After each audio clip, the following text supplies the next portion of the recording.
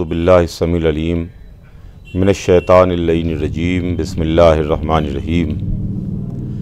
क़ाला रसूलुल्लाह सल्लल्लाहु अलैहि व आलिहि वसल्लम अव्वलुना मुहम्मद व औसतुना मुहम्मद व आखिरुना मुहम्मद व कुल्लुना मुहम्मद। सरकार रिसालत का इरशाद गिरामी है कि मेरा पहला भी मोहम्मद है, दरमियानी भी मोहम्मद है, आखिरी भी मोहम्मद है और सब कुल के कुल मोहम्मद है। अज़ीज़ान गिरामी, इस वक्त हुसैनी चैनल के हवाले से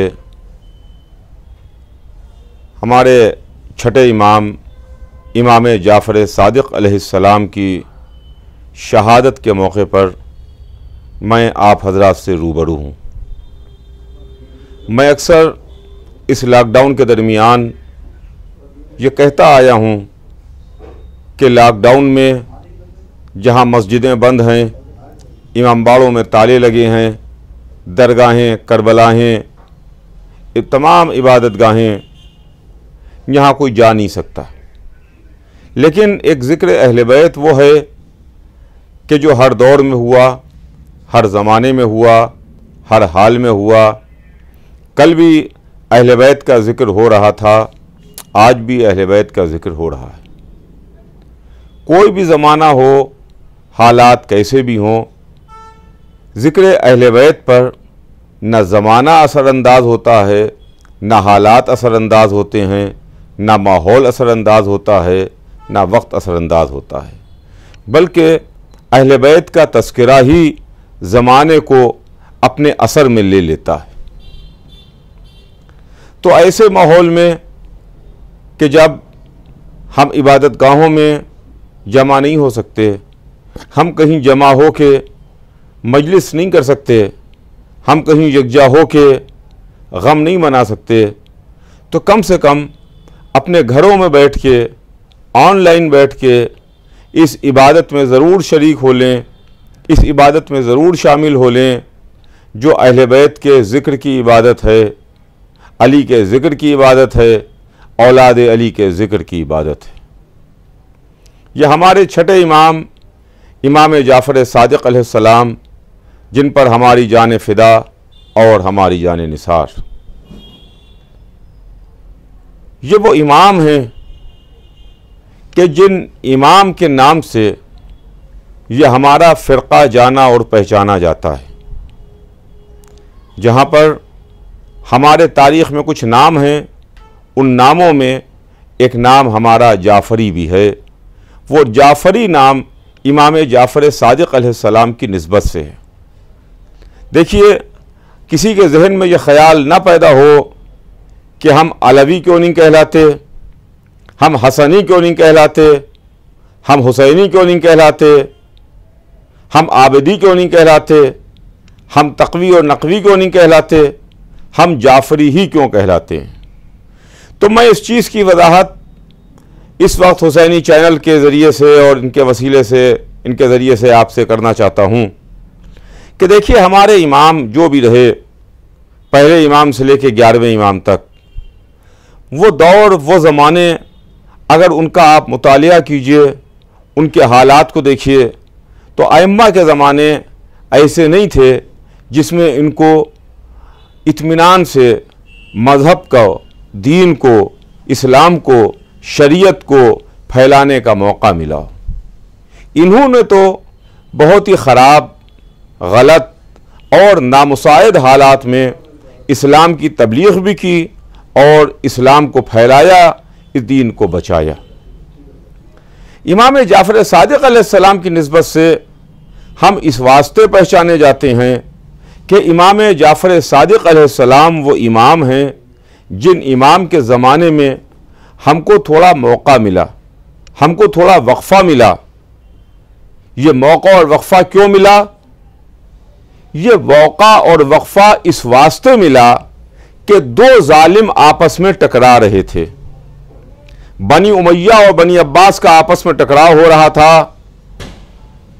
इस्लाम के नाम पर हुकूमत करने वाले, इस्लाम के नाम पर तख्त इक़्तिदार पर बैठने वाले, इस्लाम के नाम पर दौलत कमाने वाले, इस्लाम के नाम पर ऐश व आराम करने वाले हमको तो बहुतेरे नज़र आए, मगर हकीकत में इस्लाम के नाम पर, मज़हब के नाम पर, दीन के नाम पर कुर्बानियाँ देने वाले आले मोहम्मद नज़र आए। उनके अलावा कोई दूसरा नज़र नहीं आया।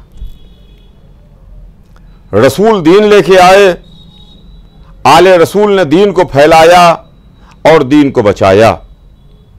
जिन्होंने इस्लाम के नाम पर तमाम मुसीबतें उठाईं, तमाम परेशानियां उठाईं, लेकिन हुकूमतें गैरों ने की, इख्तिदार गैरों के पास रहा, सल्तनतें दूसरों के पास रहीं, ज़र जवाहिर दूसरों के पास रहे, फौजें, लश्कर, गुलाम, खजाने, बैतुल माल, ये सब गैरों के पास रहे। अब इलाही इंतज़ाम है, यह अल्लाह के इंतज़ाम, अल्लाह की कुदरत, इसके लिए कोई कुछ नहीं कह सकता। लेकिन इमाम जाफ़र सादिक़ अलैहिस्सलाम का ज़माना वो ज़माना है जिस ज़माने में बनी उमैया और बनी अब्बास का आपस में टकराव हो रहा था। बनी उमैया अपनी हुकूमत को बचाना चाहते थे, बनी अब्बास इख्तिदार में आना चाहते थे। ये दोनों मज़हब के वास्ते नहीं, इस्लाम के वास्ते नहीं, दीन की मोहब्बत में नहीं, बल्कि अपनी हुकूमत की मोहब्बत में, सल्तनत की लालच में, इख्तिदार की हवस में एक दूसरे से टकरा रहे थे। बनी उमैया चाह रहे थे कि हमारी हुकूमत बरकरार रहे, बनी अब्बास चाहते थे कि हम इख्तिदार पर काबिज हो जाएं, इख्तिदार पर कब्जा कर लें। चुनांचे जब ये दो जालिम आपस में टकरा रहे थे तो इमाम जाफ़र सादिक़ अलैहिस्सलाम को थोड़ा मौका मिला और थोड़ा वक्फा मिला।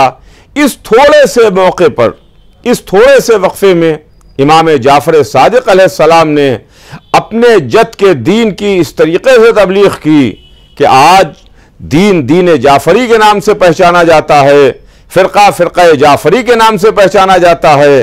एक तरफ इस्लाम में जहाँ 4 स्कूल ऑफ थॉट्स हैं, स्कूल ऑफ जुरिस्प्रूडेंस हैं, 4 फ़िक़े हैं, वहीं 5वीं फ़िक़े इमाम जाफ़र सादिक़ अलैहिस्सलाम है। यह फ़िक़े जाफ़री कोई गैर फ़िक़ा नहीं है, यह फ़िक़ा वही फ़िक़ा है जो शरीयत मोहम्मदी है।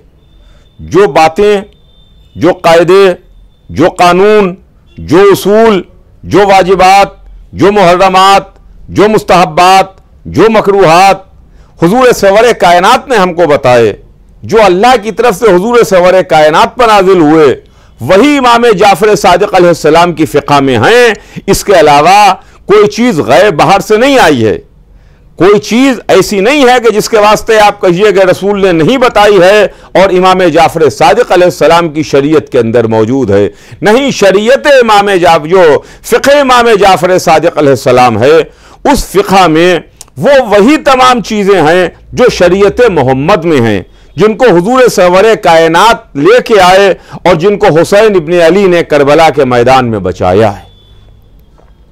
इसी के साथ साथ मैं अपने सुनने वालों को एक और बात बताना चाहता हूं और उनकी खिदमत में यह बात अर्ज करना चाहता हूं कि देखिए, इमाम जाफ़र सादिक़ अलैहिस्सलाम का ज़माना बड़ा इंपॉर्टेंट ज़माना है। यही वो ज़माना है कि जहां पर धारा मोड़ रहा है, बनी उमैया से बनी अब्बास की तरफ इख्तिदार मोड़ रहा है। मौला अली के ज़माने में, इमाम हसन अलैहिस्सलाम के ज़माने में, इमाम हुसैन अलैहिस्सलाम की हयात पाक में, चौथे इमाम और 5वें इमाम की ज़िंदगी में और 6ठे इमाम की इब्तिदाई ज़िंदगी तक बनी उमैया का इख्तिदार है। हुकूमत बनी उमैया के इख्तिदार में है, इख्तिदार पर बनी उमैया काबिज़ हैं। लेकिन अब 6ठे इमाम ही के ज़माने में ये टर्न लेता है मामला, घूमता है मामला और बनी उमैया से बनी अब्बास की तरफ इख्तिदार आता है। लेकिन यही वो ज़माना है 6ठे इमाम का कि जिस ज़माने में एक फ़लसफ़ा यूनान है, यूनान का फ़लसफ़ा ये इस्लाम पर गालिब आ रहा था और मुसलमानों में फ़लसफ़ा यूनान बहुत तेजी के साथ फैल रहा था। यूनानी फलसफे में उलूहियत के वास्ते क्या है, यूनानी फलसफे में अल्लाह के वास्ते क्या बातें हैं, यूनानी फलसफे में मज़हब के मुताल्लिक़ क्या बातें हैं, वो तमाम वो गलत बातें हैं कि जो इस्लाम के ख़िलाफ़ हैं, वो तमाम बातें हैं जो मज़हब के ख़िलाफ़ हैं, वो तमाम बातें थीं जो शरीयत के ख़िलाफ़ थीं।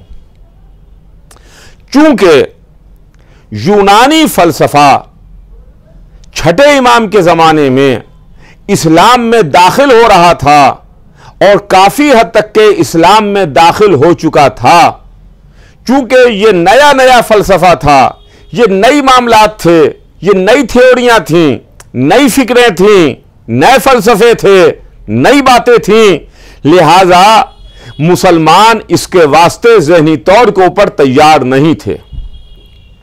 ऐसा सवाल जिसका जवाब आपके पास ना हो, ऐसा इल्म जो आपने पढ़ा ना हो, वो बातें जिसके वास्ते आपकी पहले से तैयारी ना हो, अचानक आपके सामने आ जाएं तो आप उसका जवाब कैसे दीजिएगा, आप उससे बचाव कैसे कीजिएगा, आप उसकी रद्द और उसकी काट कैसे कीजिएगा। मुसलमान इस फलसफे की काट के वास्ते तैयार नहीं थे, आमादा नहीं थे, इस वास्ते कि मुसलमानों के पास इसका इल्म नहीं था, मुसलमानों के पास इसकी नॉलेज नहीं थी, मुसलमान इस फलसफे यूनान से वाकिफ ही नहीं थे। अब इसका राज क्या है? आप इसका राज अगर मालूम करना चाहते हैं तो इसका राज यही है कि वो मुसलमान जिन्होंने मिस्र में कुतुबखाने जलाए, वो मुसलमान जिन्होंने बाबे मदीनतुल इल्म पर ला के आग रोशन की, वो मुसलमान जिन्होंने फातिमा ज़हरा के पहलू पर दरवाज़ा गिराया, वो मुसलमान जिन्होंने अली का हक छीना, वो मुसलमान जिन्होंने अहले बैत से रूगर्दानी की, वो अगर इल्म के मैदान में खाली हाथ नजर आए तो इसमें हैरानी की बात नहीं है, इसमें परेशानी की बात नहीं है। चुनांचे मुसलमानों के पास इस फलसफे का कोई जवाब नहीं था, इसका तोड़ नहीं था। हमारे छठे इमाम इमाम जाफर सादिक अलैहिस्सलाम ने अपनी सरपरस्ती में, अपनी निगरानी में, अपनी मौजूदगी में अपने शागिर्दों का एक सिलसिला कायम किया और अपने शागिर्दों को तैयार किया, जिनके जरिए से इमाम जाफर सादिक अलैहिस्सलाम ने इस फलसफे यूनान की काट की है और इमाम जाफर सादिक अलैहिस्सलाम ने वो इल्म दिया, वो फलसफे की काट दी है कि जिसके जरिए से यूनान का फलसफा इस्लाम में राइज नहीं हो पाया। वरना उलूहियात के सिलसिले में, अल्लाह के सिलसिले में, इलाहियात के सिलसिले में कैसी गलत बसलत बातें। इस्लाम जो अल्लाह के सिलसिले में अकीदा और नजरिया रखता है, इसके खिलाफ बातें आ रही थी। चुनांचे इमाम जाफर सादिक अलैहिस्सलाम ने अपने शागिर्दों के जरिए से इसकी काट कराई, अपने शागिर्दों को तैयार किया और फिर आज हमारे यहां मदारिस में एक इल्म है जो पढ़ाया जाता है और जिसके ज़रिए से बहस होती है, जिसके ज़रिए से साबित किया जाता है, जो इल्म कलाम कहलाता है। इल्म कलाम, इल्म कलाम की बाकायदा, इल्म कलाम की बाकायदा बुनियाद और बाकायदा शुरुआत और बाकायदा इस इल्म कलाम को जो राइज किया है, वो हमारे छठे इमाम इमाम जाफर सादिक अलैहिस्सलाम ने इसको राइज किया है कि जहां पर इमाम जाफर सादिक अलैहिस्सलाम ने इल्म कलाम के जरिए से उन बहसों का जवाब भी दिया है जो ला इलाहा इल्लल्लाह के सिलसिले में हो रही थी, उन बहसों का जवाब भी दिया है जो मोहम्मद रसूलुल्लाह के सिलसिले में हो रही थी, और उन बहसों का जवाब भी दिया है कि जो अली वलीउल्लाह के सिलसिले में हो रही थी। इस्लाम में, मजहब में और जो मदारिस में जो तालीम हमको दी जाती है, जिसमें खास तौर से एक इल्म फ़िक़्ह है, दूसरे इल्म कलाम है। इल्म फ़िक़्ह में क्या पढ़ाया जाता है?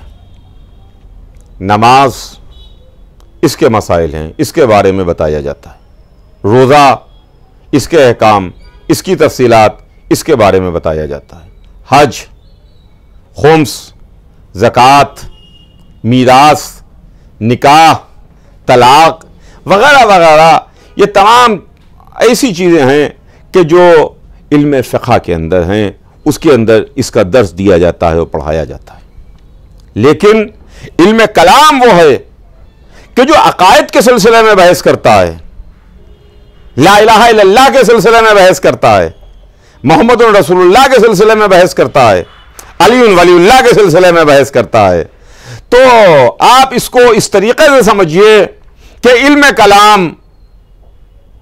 कलाम उसूल दीन का इल्म है और इल्म फ़िक़्ह फ़ुरूए दीन का इल्म है। तो वो सैलाब जो यूनान से आ रहा था, वो तूफान जो यूनान से उठा था इस्लाम को बर्बाद करने के लिए और इस्लाम को तबाह करने के लिए और दीन को ख़त्म करने के वास्ते, उसको इमाम जाफ़र सादिक़ अलैहिस्सलाम ने रोका। और न सिर्फ यह कि रोका, बल्कि सुबह क़यामत तक के वास्ते अपने इल्म के ज़रिए से वो खिदमत अंजाम दी है, वो तबलीग की है कि आप सुबह क़यामत तक के वास्ते इस तूफ़ान का मुकाबला करने के लिए इमाम जाफ़र सादिक़ अलैहिस्सलाम का इल्म मौजूद है कि देखो, जब भी ये तूफ़ान आए, जब भी ये बीमारी आए, जब भी ये हवा चले, ये दवा तुम इस्तेमाल कर लेना, सारे अमराज खुद ब खुद ख़त्म हो जाएंगे। और इसके अलावा इमाम के शागिर्दों का एक बड़ा तवील सिलसिला है, एक बड़ी तवील फहरिस्त है। इस्लाम में दूसरी फ़िक़ों में 4 मुसल्ले हैं। हमारे मुसल्ले के अलावा, हमारी फ़िक़्ह के अलावा इस्लाम में 4 फ़िक़ें और हैं।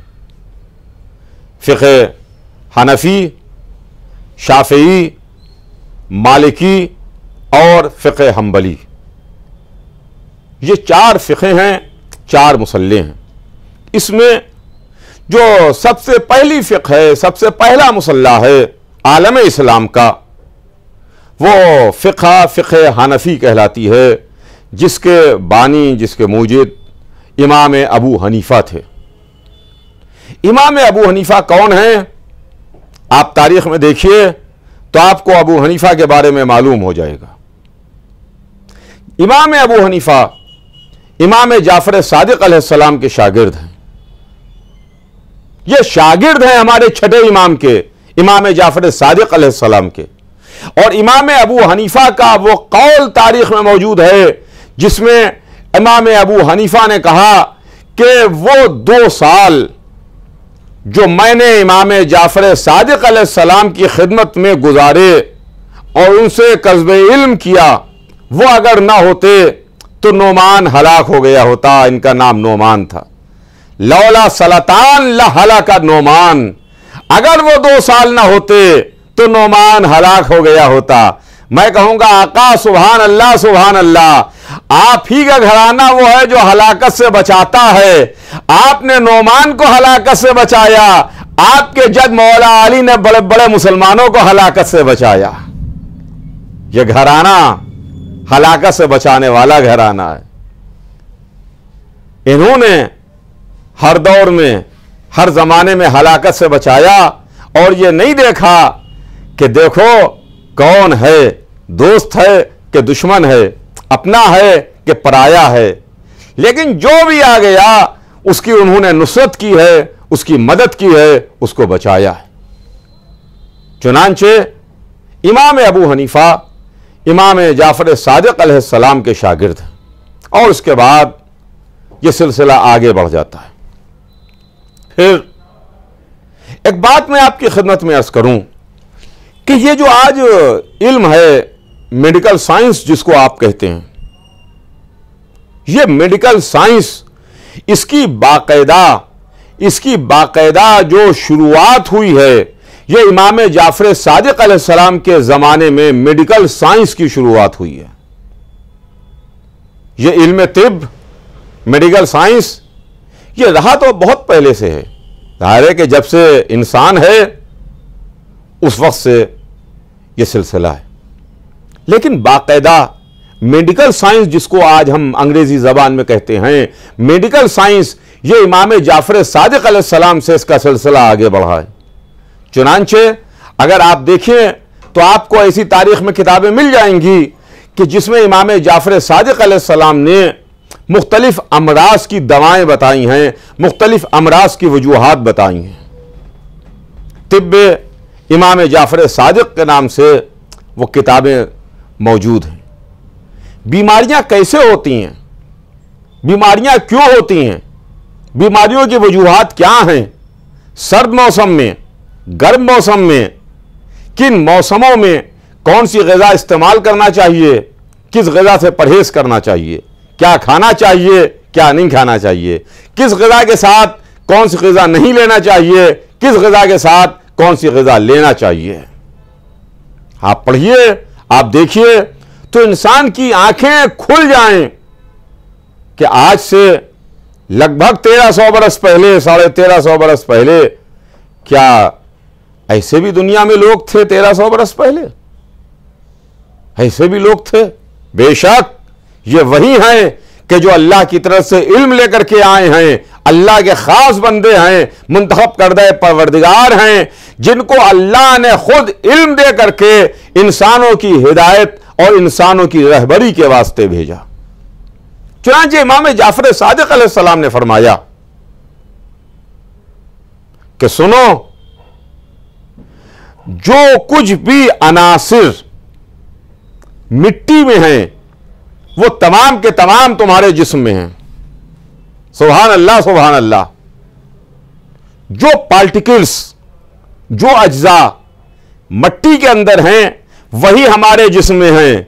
यही तो वजह है कि यह खाक का इंसान है, खाकी इंसान है। जब हमें दफन कर दिया जाता है, कब्र में लिटा दिया जाता है, पटरे रख दिए जाते हैं, मट्टी डाल दी जाती है, तो यह हमारे जिस्म के अनासिर अपने असल अनासिर की तरफ वापस पलट जाते हैं। यह हमारा वजूद खाकी खाक में मिल जाता है। और इसमें इमाम जाफर सादिक अलैहिस्सलाम ने फरमाया, देखिए ये तमाम चीजें आज की साइंस ने, आज की मेडिकल साइंस ने, आज की दुनिया ने इन चीजों को साबित किया है। जैसे जैसे इंसानी इल्म आगे बढ़ रहा है, वैसे वैसे हमारा अकीदा, हमारा ईमान और मुस्तहकम और मजबूत होता जा रहा है। तहकीक से, जमाने के आगे बढ़ने से हम में इत्मीनान पैदा हो रहा है। वो और हैं जो जमाने की तहकीक से घबराते हैं, उलझते हैं, डरते हैं, बल्कि हमारे ईमान में और इजाफा हो रहा है। इसलिए कि आज जो दुनिया हासिल कर रही है, आज जो दुनिया तहकीक कर रही है, आज जो दुनिया रिसर्च कर रही है, आपको मालूम है कि इसके पीछे मामला क्या है? यह हमारे आइम्मा का इल्म है, यह कुरान है जिस पर तहकीक हो करके, जिसके ऊपर रिसर्च हो करके इंसानी रिसर्च आगे बढ़ रही है। यह नहजुल बलागा है जिसको इंसान, तालीम याफ्ता इंसान, मैं मुसलमानों की बात नहीं करता, वो इंसान कि जो इल्म के मैदान में आगे बढ़ रहे हैं, इल्म के मैदान में तेजी से दौड़ते हुए चले जा रहे हैं, वो नहजुल बलागा देखते हैं तो नहजुल बलागा को पढ़ने के बाद उसी सिमत अपनी तहकीक के कारवां को मोड़ देते हैं। हमारे आइम्मा के अक़वाल, हमारे आइम्मा की बातें, इमाम जाफर सादिक अलैहिस्सलाम का फरमाना इल्म के ताल्लुक से, ये तमाम चीज़ें वो हैं जिनसे इंसान तहकीक करके, रिसर्च करके हासिल कर रहा है।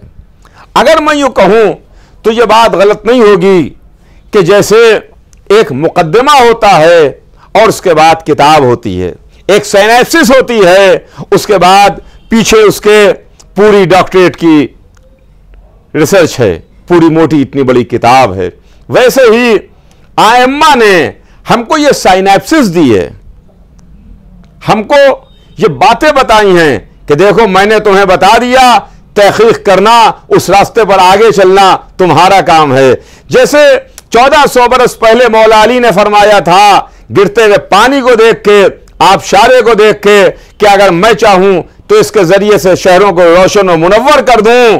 कल के इंसान की समझ में नहीं आ रहा था, मगर आज साइंसदानों ने हाइड्रो इलेक्ट्रिक की ईजाद करके मौला अली के उस इरशाद के ऊपर मोहर लगाई है कि 1400 बरस पहले जिसको अली ने कहा था उसको आज हमने साबित करके दिखा दिया है। और अली के हुक्म पर, अली के इरशाद पर, अली के फरामीन पर, अली इब्न अबी तालिब अलैहिस्सलाम के खुतबों पर, नहजुल बलागा पर आज का इंसान सजदा करके बता रहा है कि कल का इंसान अल्लाह अकबर इतना अजीम आलिम था कि जिसने 1400 बरस पहले जो बातें बताई थी आज उसको हम मैदान तहकीक में लेके आ रहे हैं। तो इमाम जाफर सादिक अलैहिस्सलाम ने फरमाया कि सुनो, वो अनासिर जो मिट्टी में हैं, वो अनासिर सब के सब तुम्हारे जिस्म में मौजूद है। तुम्हारे जिस्म में 20 तरह के अनासिर मौजूद हैं, 20 तरह के अनासिर हैं, जिसमें 4 सबसे ज्यादा कसरत से पाए जाते हैं। 4 के बाद 8 ऐसे हैं कि जो उन 4 के मुकाबले में कम पाए जाते हैं। उनका परसेंटेज उन 4 के मुकाबले में जो बहुत ज्यादा कसरत से पाए जाएं उनके मुकाबले में उन 8 का कम है। और उसके बाद और इस 8 अनासिर हैं तीसरी मंजिल पर, उनकी तादाद, उनका परसेंटेज उन 8 से भी कम है। इस तरीके से 4 और 8 12, 12 और 8 20 का भाई 20 अनासिर हैं। तब आज जब इंसानी इल्म ने, इंसानी तहकीक ने तहकीक करके इस बात को साबित किया तो इंसान हैरान और परेशान है कि वही अनासिर जो इंसान के जिस्म में हैं, जो इमाम जाफर सादिक अलैहिस्सलाम ने आज से लगभग 1300 बरस पहले बताए थे, उसी तादाद, उसी वजन, उसी परसेंटेज के हिसाब से इंसानी जिस्म के अंदर मौजूद हैं। और बीमारियों के मुताल्लिक़ फरमाया कि सुनो, ये जो इंसान के जिस्म में बीमारियां पैदा होती हैं, जो बीमारियां आती हैं, ये बीमारियां इन्हीं अनासिर का कम और ज्यादा होना है। यही अनासिर का जब बैलेंस बिगड़ता है, जब यही अनासिर कम और ज्यादा होने लगते हैं, इनका परसेंटेज बिगड़ जाता है, तो इंसानी जिस्म के ऊपर बीमारियां हमला कर देती हैं और इंसान बीमार हो जाता है। अल्लाह अकबर, अल्लाह अकबर। यह इमाम जाफर सादिक अलैहिस्सलाम है। लाखों दुरूद और करोड़ों सलाम इमाम जाफर सादिक अलैहिस्सलाम पर, मोहम्मद व आले मोहम्मद पर। हमें अफसोस तो इसी बात का है कि जमाने ने, दुनिया ने इनकी कदर न की, इनके मर्तबे को नहीं पहचाना। इनको दौलत की जरूरत नहीं थी, इनको इख्तिदार की जरूरत नहीं थी, इनको तख्त ताज की आरज़ू नहीं थी। इस वास्ते कि ये दुनिया में हुकूमत करने के वास्ते नहीं आए हैं, ये तो इमाम हैं, इनके पास तो इमामत मुतलका है। ये कायनात में जो चाहे वो हो जाए, इमामत मुतलका है इनके पास। ये वली मुतलक हैं, इनके पास इमामत मुतलका है। अगर ये चाहे तो जन्नत से खाना आ जाए, ये जब चाहे जन्नत से पानी आ जाए, ये जब चाहे जन्नत से लिबास आ जाए, ये जब चाहे तो जमीन अपने छिपे हुए खजाने उगल दे। इनको हुकूमत की जरूरत नहीं है, इनको इख्तिदार की ख्वाहिश नहीं है, इनको दौलत की आरजू नहीं है। इसलिए कि ये अगर ठोकर मारे तो सोने की नहर जारी हो जाए, ये अगर हाथ धोएं तो इनके हाथों का धोवन जवाहरात में तब्दील हो जाए, ये अगर अंगूठी राय खुदा में खैरात करें तो वो खैरात मुल्क सुलेमान के बराबर जाके ठहरे। तो इनको हुकूमत, दौलत, इख्तिदार, सल्तनत इसकी जरूरत नहीं थी, इसकी ख्वाहिश नहीं है। इसलिए कि अली ने तो दुनिया को 3 मरतबा तलाक दी है, दुनिया को ठोकर मारी है। इनको इसकी ज़रूरत नहीं है। बस यही तो हमारा शिकवा है कि ज़माना इनको हुकूमत ना देता, इनको इख्तिदार ना देता, इनको ताजो तख्त ना देता, ना इनको ख्वाहिश थी, ना इनको आरजू थी, ना इनको चाहिए था। कम से कम ज़माना इनसे इल्म हासिल कर लेता, इनसे सीख लेता, इनसे फैज़ हासिल कर लेता, तो आज मुसलमानों की वो रुसवाई ना होती जिस रुसवाई का शिकार आज आलम इस्लाम है। इनसे पूछ लेता, इनसे मालूम कर लेता। इसलिए कि कुरान भी यही ऐलान कर रहा है, फस्अलू अहला ज़िक्र इन कुंतुम ला तालमून, अगर तुम नहीं जानते तो अहले जिक्र से सवाल कर लो, अहले जिक्र से पूछ लो। मौला अली ने मिंबर कूफा पर आके इरशाद फरमाया था कि सलूनी सलूनी, जो तुम्हारा दिल चाहे सवाल करो, जो तुम्हारा दिल चाहे पूछ लो, मैं तुम्हें बताने के वास्ते मौजूद हूं। हमें यही शिकवा है, यही अफसोस है कि दुनिया ने इनसे इख्तिदार भी छीन लिया, इख्तिदार भी इनको ना दिया। ठीक है, इनको इख्तिदार की जरूरत नहीं थी, मगर इनको कैद तो ना करते, इनको शहीद तो ना करते, इन पर जुल्म तो ना ढाते, इनको परेशान तो ना करते, इनकी औलादों को तो कत्ल ना करते, इनको जहर तो ना देते, इनको जिंदा रहन देते, ताकि कम से कम इनके जरिए से इंसान वो इल्म हासिल कर लेता, वो इल्म के समंदर और इल्म के वो जवाहिर लुटा देते कि जिससे सुबह कयामत तक का आने वाला आखिरी इंसान फैज़याब हो जाता। तो अजीज़ान गिरामी, ये इमाम जाफर सादिक अलैहिस्सलाम हैं, मगर अफसोस जमाने ने आले मोहम्मद की कदर न की, आले मोहम्मद को ना पहचाना।